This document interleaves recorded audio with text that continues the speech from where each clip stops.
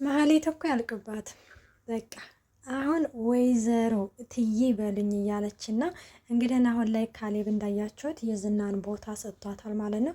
እና አሁን የምፈልገው ነገር ካለ እዚህ ያሉትን ሰዎች በሙሉ መጠየቅ አለብሽ፣ በዛ ላይ ደግሞ ታሬን ጠይቂው እሱ ሁሉንም ነገር ያስረዳሻል ብሎ ሁለቱ እንግዲህ በአንድ እንዲሰሩ ስልጣን ሰጥቷቸዋል ማለት ነው።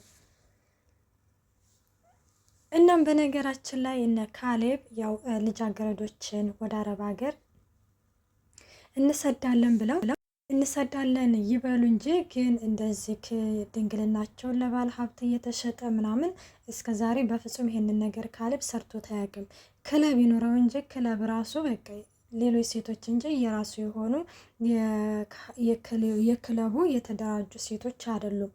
በቃ ግን አሁን ዛሬ ላይ መሀሌትን እንደተመለከታችሁት ካሌብ ይሄንን ትንሽዬ ቀዳዳ ሰጥቷት ልጃገረዶችን ወደ አረብ ሀገር መላክ ብለሽ ታስመጫለሽ ሲላትም እንግዲህ እሷ ደግሞ ቀይሬዋለሁኝ እያለች ነው ለታሬ ስትነግረው ከእንግዲህም በኋላ እትዬ ወይዘሮ እያልክ ነው የምትጠራኝ እንጂ ዝም ብለህ በሙሉ ስሜ እንድትጠራኝ አልፈልግም። ምክንያቱም ካሌብ እኮ የዝናን ቦታ ለኔ እንደሰጠኝ አታውቅም ወይ እያለችው ነበረ።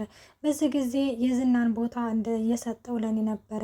ይህንን ነገርማ ካሌብን መጠየቅ አለብኝ ብሎ ታሬን ብድግ ሲል ኧረ ስቀልድ ነው ተቀመጥ ትለዋለች ማለት ነው። ለማንኛውም ይኸውልህ ካሌብ የምፈልገውን ነገር ጠይቂው ይነግርሻል ስላለኝ ነው ስትለውም እንግዲህ ግን እሺ እሺ ይላታል ማለት ነው።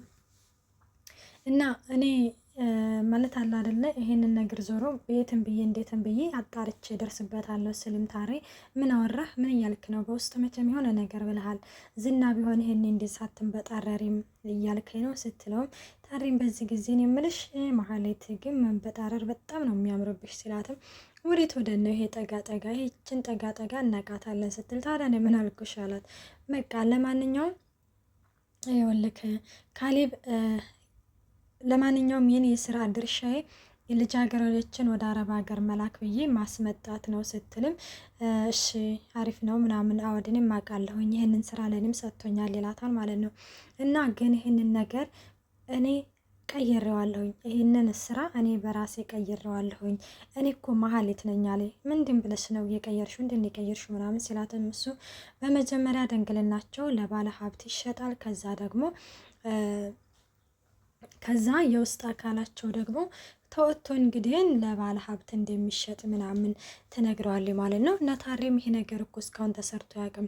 ዝና በሚሰራበት ጊዜ እኮ እንደዚህ ድንግልናቸው እኮ ለባለ ሀብት ሲሸጥ እኮ አልነበረም ሲላትም በቃ እኔ መሀሌት ነኝ እኔ ቀየርኩት ስትልም እንግዲህ ግን ይነግራታል ማለት ነው። እሺ በቃ ካልሽ ሲላትም እሺ አወድ ግን የመጀመሪያ ታርጌታችን ማን እንደሆነች ገምት ስትለው እሱም ማንን ሲላትም የመጀመሪያ ታርጌት አሁን ላይ እንግዲህ መሀሌት ምሳሌ እንደሆነች ትነግረዋለች።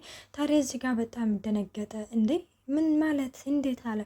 ምን ነው ደነገክ ነው ወይስ መድብል ከነሱ ጋር እንዲሰሩ ተደራድረውሃል ስትልም ምንድነው የማይመስልና የማይሆን ወሬ የምታወሪው? ልጅቱ እኮ ገና ህፃን ልጅ ነች ማለት ለአቅመ አዳም የደረሰች አይደለችም ብዬ ነው ምናምን ሲላትም እንግዲህ ግን እሱ አንተን አይመለከትክም አየክ መጀመሪያ እሷን ነው ታርጌት የማደርገው እሷን ነው እያለችም እንግዲህ ግን ያችን ቡጫጭ ምንድነው የሆነችን ልጅ እንድትይዝልኝ ትተባበረኛለህ ትለዋለች። እሱም እሺ በቃ እንዳልሽም ቤት ማለት ያልሽውን ነገር አደርጋለሁኝ የቻልኩትን ነገር አደርጋለሁ ስትልም እኔ ዝና አይደለሁም እሺ እኔ መሀሌት ነኝ። የቻልኩትን ነገር ብቻ ሳይሆን ችለህና አድርገህ ነው ማሳየት የምፈልገው። አንዳንዴ እኮ እኛ ሰዎች እኮ ማለት ነው አንገታችንን የምንደፋው አለመች ሲለን እንደው ነገሮች አለመቻች ስላለን ነው እንጂ ሁላችንም በጣም ኃይለኛ ነን። አሁን መሀሌት አንድ ነገር እኮ ተሳክቶላት አያውቅም እኮ። በተለይ አሁን ከዝና ጋር በምሰራ ጊዜ ዝና የሆነ ነገር እንትን ብሏት ምንም ነገር በቃ ተሳክቶላት እንደማያውቅ እናውቃለን። እና በዛን ጊዜ እንግዲህ ይሄንን ንግግር ለእሷ ነበረ ሁሌ አድርገሽ ማሳየት አለብሽ ምናምን እያለም እንግዲህ ከነሱ በጣም ከፍ ዝቅ እያደረገ የሚናገራት አሁን ላይ ዛሬ እሷ ደግሞ እንግዲህ በዝና ወንበር ላይ ሆና ታሬን እንደዚህ መናገሯ በጣም ነው የገረመኝ። እና ሙዶች እንግዲህ እንደዛ ምናምን እያሉ በዛ ተስማምተዋል ማለት ነው። ሌላው አሁን ላይ መድብል እንግዲህ በጣም ጭንቀት ውስጥ ነው። በጣም ከሚባለው በላይ ተጨንቋል፣ ተጠቧል። እና ኤደን እየነች እንግዲህ ኤደን ምንድን ነው እዚህ ነሽ እንዴ ልግባ ምናምን ሲላት ተገባህ እኮ ቆየህ አላለች። ኧረ እኔ ክፍሌ ውስጥ ነው ያልኩት አለ። እንዴት ታዲያ ክፍልትስ ቢሆን ተተነጠፈ በኋላ እኮ በቃ ምናምን አለች። እና እንደዛ ምናምን ስትልም ምንድን ነው ድምፅህ እንዴት እንደናፈቀኝ ስትለው ወይን ኤደን እየመቸም ዝፈን እንደማትይ ተስፋ አደርጋለሁ ሲላትም ችግር አለው እንዳንዳንዶቹ ጉንፋን ያዘኝ ምናምን ብለህ ካልለገምክ ምናምን ስትለው አይ ዛሬ ጥሩ ሙድ ላይ አይደለሁም ይላታል። እንዴ ደግሞ ለመዝፈን ጥሩ ሙድ ላይ ያስፈልጋል እንዴ ምናምን ሲላትም በቃ ማለት በሌላ ቀን ለብቻችን ስንሆን ዘፍንልሻለሁ ሲላት እንደ ኤደንም በዚህ ጊዜ አሁንም እኮ ብቻችን ነን ምናምን እያለ ትጠጋለች ማለት ነው።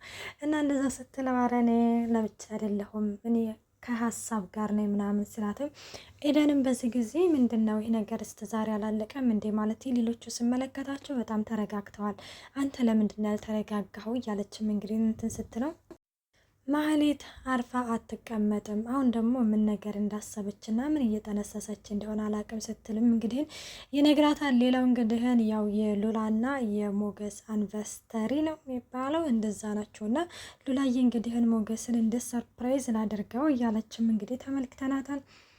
ሰላም ጤና ይስጥልኝ ውድና የተከበራችሁ የቻናሌ ቤተሰብ እንዴት ናችሁ? ደህና ናችሁ? ይናለው እግዚአብሔር ይመስገን።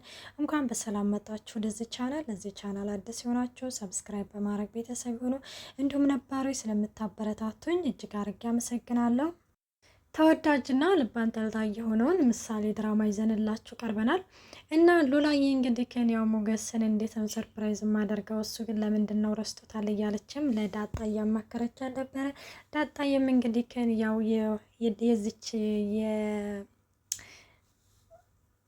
የቅድስትዬ ነገር እንዳይገጥመን እንጂ በቃ ምንም ችግር የለውም እና ማለቴ እንትን እንለዋለን በቃ ሰርፕራይዝ ነው የምናደርገው እያለችን በመጀመሪያ ግን ያው መጣ ለምንድን ነው ሉላ ኧረ ከዚህ ካልጋ ላይ ወረጂ እንደ ምንድን ነው እያለች ነበረ እና እንደዛ ምናምን እያለቻት እንግዲህ እስቲ ተነሽ ወደ ክለብ ምናምን ሽርሽር እንውጣ ስትላትም ሉላዬ ምን ክለብ የሚባል ነገር እንደማትወድ ስትነግራት ምን ክለባቶችም ትላታለች። ያው ደህና አልወድም እያለችም እንግዲህ ስትነግራት እንደውም አንድ ቀን ሞገስ እንደተተዋወቀን ሰሞን ናይፍ ክለብ የሚባል ይዞ ሄዶ ነበርና እና ጨለማው ምናምን ስመለከት መብራት የሌለ መስሎኝ ስልኬን አብርቼ ገባሁኝ እና በዛን ጊዜ ሞገስ እንዴት እንደተሸማቀቀ እያለችም ትነግራታለች። ዳጣዬም እየሳቀች ወይ ሉላ ይህ ነገር እንኳን እውነትም አያስቅም ያሳፍራል እንጂ እያለችም እየመለሰችላት ነበረ እና እንግዲህ ሌላው ደግሞ ሀብትና ንብረታቸው እንደተመለሰ እና እንዴት ነው ታዲያ በዚህ ጉዳይ ላይ እየደስደስ አትለውም ወይ እያለቻ ስትልም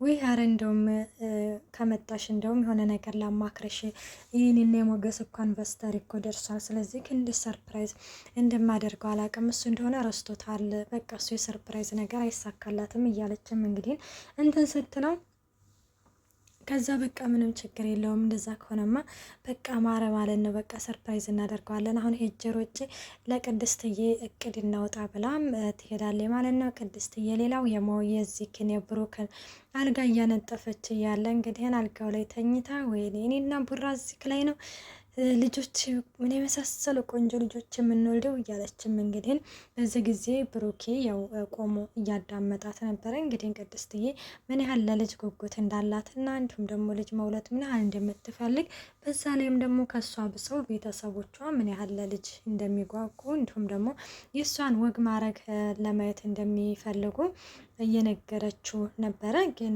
ያው ቅድስትዬ ግን ብትረጋጋ ጥሩ ነው፣ መረጋጋት ጥሩ ነው እና ምክንያቱም እንደ ቤተሰቦች እንደዛ አሉኝና ቤተሰቦች እንደዛ ብለው ምናምን ብላ እንግዲህ ሁሉንም ነገር ለብሩክ ትነግረዋለች ማለት ነው።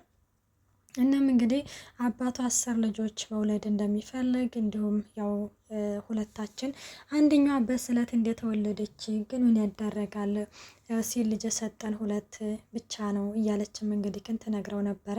ያው አባቷ ሴት ልጅ የፈለገበት ምክንያት የሆነ የራሱ ምክንያት አለ ብሎ ቡራም ሲጠይቃት አውዲ እናቱ በልጅነታቸው ነበረ አባታቸው የሞተውና እናቱ ነች እንደ እናትም እንደ አባትም ሆና እያሳደገቻቸውና በዛ ምክንያት ነው እያለችም እንትን ስትለው እንደዛ ከሆነማ በቃ አንቺም እንዳባትሽ ነሽ ስላት፣ አይ እኔ እንኳን የእናቴ ልጅ ነች ስትልም፣ እንዴ አንቺም ቅኔ መናገር ጀመርሽ እንደ ብሎ ጠጋ አለቡራ። እንዴ እና ታዲያ መለኮ ነው አለችው። እንዴ ታዲያ እዚህ ክፍል መጥተሽ ድሮስ ምን ላስብ ነበር ይላታል።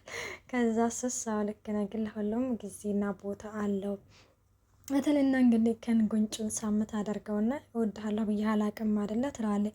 እና ታዲያ ዛሬ ልትይኝ ነው ምናምን ስትልም፣ ኧረ ቅድስት እየተረጋጊ ምን እየሆንሽ ነው ምርም ትልና ትታት ሄዳለች። የኔ ንግስትን የማፈቅርሻለሁኝ ይላታል ቦራ በዚህ ጊዜ። እናም እንደዛ ምናምን እየተባሉ ነበረ። እንግዲህ ታሬ እንዳያችሁን ለካሌብ መድብል ያው ወደ ሌላ ሀገር ለቆ እንደሄደ ወደ አፋር ምናምን ነግሮት ነበረ። እና ታሬ አሁን ላይ መድብል ጋር ተገናኝተው ስለ መሀሌት እቅድ ነግረዋለች። የመሀሌትም እቅድ ዋነኛዋ ታርጌት እንግዲህ ግን ምሳሌ እንደሆነች ምናምን ስትነግረው በጣም ነበር የደነገጠው። በቃ ያላሰበው ነገር ነው። እናም ይሄንን ነገር እንግዲህ ግን መድብል መቋቋም እስከሚያቅተው ድረስ ነበረ። እናም ሌላው እንግዲህ ግን ካሌብ መሀሌት እንግዲህ ግን ያኔ በ11 ዓመት የምትሆን ልጅ አለች እና የጉበት ነቀላ እና ልጅ የሆነች ማለት ነው። እሷን እንደዚች አይነት ልጅ ታገኛለሽ ወይ ብሎ ሲነግራትም አይገርምም፣ እኔም ራሱ ይችን ልጅ ለመያዝ አሁን እያቀርኩ የነበረ አለች፣ እናም የመድብል ልጅ ነች ምናምን ስትለው ካሌብ በዚህ ጊዜ ይደነግጣል። አስበዋል ይችን ልጅ ከነጠቅ ነው በአንድ ወፍ ሁለት ድንጋይ ነው ብቻ እንደዛ እያለ እንትን ስትለው እና ሌላው የመድብልን ፎቶ አሳይ ብሏት ነበረ። ስታሳየው እንግዲህ ክል መድብል ማለት የድሮ የራሱ ሰራተኛ ሆኖ አግኝቶታል። ካሌብ እንግዲህ ሲደነግጥ አይተነዋል። ምን ይፈጠራል የሚለውን አስተያየታችሁን በኮሜንት አስቀምጦ መልካም ቆይታ።